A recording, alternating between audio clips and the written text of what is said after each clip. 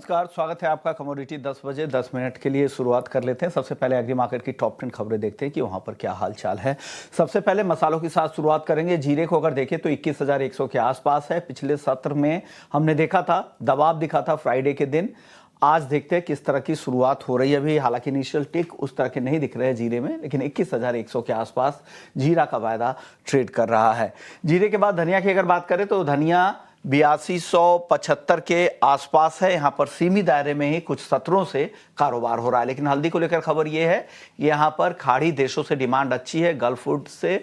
वहाँ पर कुछ काफ़ी अच्छे कॉन्ट्रैक्ट्स हुए हैं। कई सारे ऐसे देश हैं जो यहाँ के ड्राई स्टॉक्स की डिमांड कर रहे हैं।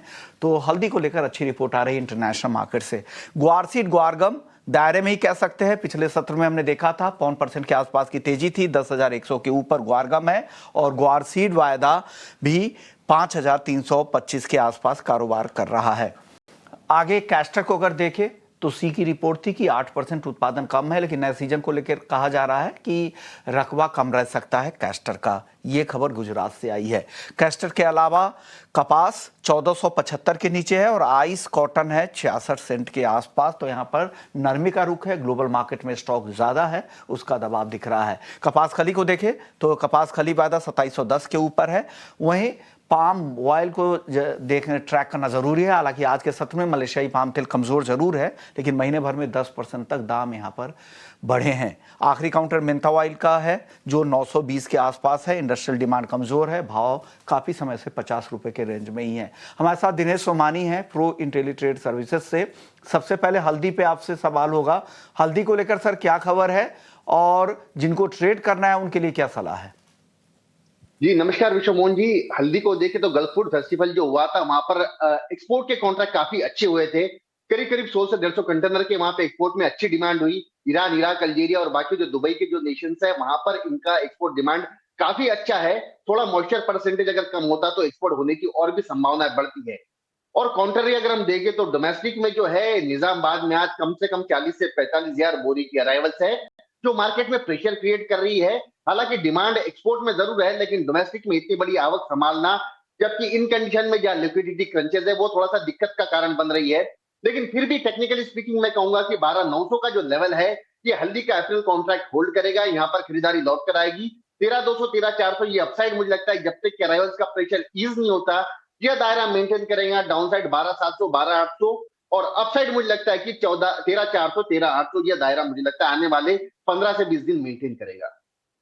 फ्रंट पे काफी अच्छी खबर है, वहां से डिमांड अच्छी है। हालांकि घरेलू बाजार में डिमांड सुस्त है और अराइवल का सीजन है, तो वो दबाव तो हर एग्री कमोडिटी पे अराइवल सीजन में दिखता ही है। जीरा और धनिया इन दोनों काउंटर पर क्या कहेंगे सर? जीरे में नए 5,000 बोरी के अराइवल्स ऊंझा में आज रिपोर्ट की गई। पुराना जो है वो 3,000 बोरी के अराइवल्स है। और गल्फ में बहुत ज्यादा एक्सपोर्ट के सौदे वहां पर हुए नहीं है। बाजार में थोड़ी सी असमंजस की परिस्थिति है कि इन भाव में ले या थोड़ा घटने दे। जबकि फसल जो है सामान्य है, फसल काफी अच्छी, 90 से 95 लाख बोरी की फसल आ सकती है। कैरी फॉरवर्ड 20 से 22 लाख बोरी बताया जा रहा है। तो मुझे लगता है कि सप्लाई निरंतर रहेगी, लेकिन पाइपलाइन खाली होने की वजह से जैसे ही अराइवल जाती है मार्केट में डिमांड भी लौट कर आएगी। मुझे लगता है कि 20,800 का लेवल जीरा मार्च कॉन्ट्रैक्ट लेने लायक है। ऊपर में 21,500 22,200 ये लेवल मुझे दोबारा नजर आते हैं। 20,400 के नीचे जीरा अभी हाल फिलहाल मार्च का कॉन्ट्रैक्ट मुझे जाता हुआ दिखता नहीं है। ट्रैक के लिए सिर्फ राय है, जहां पर 21,500 तक भाव जा सकता है, लेकिन करंट लेवल पे ना ले, थोड़ा सा और भाव नीचे आने दे, फिर एंट्री करने की सलाह है। सर धनिया कैसा दिख रहा है? धनिया हालांकि दायरे में यहां से कुछ तेजी बन रही है क्या? धनिया बिल्कुल दायरे में कारोबार है। आज गोंडल करीब करीब 23,000 बोरी के अराइवल से अराइवल सभी जगह मसालों में अच्छी खासी बढ़कर आ रही है और साथ में साथ डिमांड भी बढ़कर आ रही है। मुझे लगता है 8200 का लेवल जो है धनिया मेंटेन करेगा। ऊपर में 83-80 यह दायरा भी हाल फिलहाल जब तक कि अराइवल्स थोड़ी ज्यादा होती है ये दायरे में मतलब मुझे लगता है बाजार ओवरऑल मेंटेन करेगा। 8,000 का धनिया अभी हाल फिलहाल घटता हुआ नहीं लगता है। मुझे लगता है कि आवक के साथ में डिमांड भी जोरदार निकल कर आएगी। भी अच्छी है और अराइवल्स का बहुत ज्यादा दबाव यहां पर नहीं आएगा। 8,000 का बेस बन चुका है, वो नियर टर्म में टूटता नहीं दिख रहा है। अब ग्वारसीड ग्वारगम बताइए, यहां पर तो स्वर कुछ हो नहीं रहा है, दायरे में ही है। विश्व मोहन जी एकदम सुस्त कारोबार है। नीचे में 5280, ऊपर में 5440 5420। मुझे लगता है ये दायरा ही मेंटेन करेगा। बहुत अत्यधिक उत्साह नहीं दिख रहा है मार्केट प्लेयर्स में और लिक्विडिटी क्रंच होने से बहुत ज्यादा इसमें स्टॉकिस्ट भी बढ़ चढ़ कर नहीं आ रहे हैं। एक्सपोर्ट डिमांड सामान्य है, लेकिन फिर भी बाजार जो है दायरे में है। मुझे लगता है कि ग्वारसीड जो है 5280 5290 यह दायरा बाइंग का रहेगा। ऊपर में 5380 5400 जाता है तो एग्जिट लेवल रहेगा। एक रेंज बाउंड एक्टिविटी है और ट्रेडर के लिए थोड़ा सा बेटर अपॉर्चुनिटी है कि निचले स्तरों पे ले और 5400 के आसपास इसको सेल करे।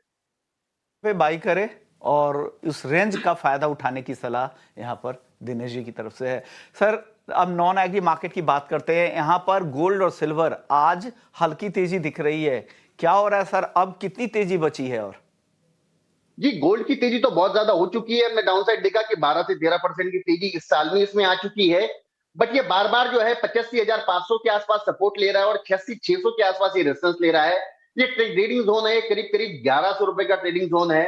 और अब मैं आपको दर्शकों को यह भी बताना चाहूंगा विषम मोहन जी की, अब 1% की तेजी मन की गोल्ड में करीब करीब 850 रुपए की होती है। तो अपना रिस्क रिवॉर्ड जहां पर फेवरेबल हो वहीं पर ही व्यापार करे। बढ़ चढ़कर लेने में इसमें अभी बहुत ज्यादा अत्यधिक तेजी की संभावना मुझे कम नजर आती है। रेंज बाउंड एक्टिविटी है, डाउनसाइड मुझे लगता है कि 85,850 25,900 यह दायरा आता है तो मेंटेन करे बाइंग का लेवल। ऊपर में 86,180 और 86,450 ये अपसाइड पोटेंशियल लगता है। 85,600 का स्टॉपलेस स्ट्रिक्टली मेंटेन करे। तो अभी अगर आपके पास रिस्क एपेटाइट नहीं है तो बेहतर होगा कि ऐसे ट्रेड से दूर रहें। अगर कर सकते हैं तो ट्रेंड के साथ जाना चाह रहे हैं तो खरीदारी करने की सलाह है। लेवल्स आपके पास है, 85,600 का स्टॉप लॉस भी लगा लीजिएगा। सर, चांदी में बताइए, चांदी में क्या करना चाहिए? जी, 95,900 का सपोर्ट लेता है, ऊपर में 97,200 का रेजिस्टेंस लेता है। आई थिंक अराउंड 96,000 इसमें खरीदारी लौट कर आ सकती है।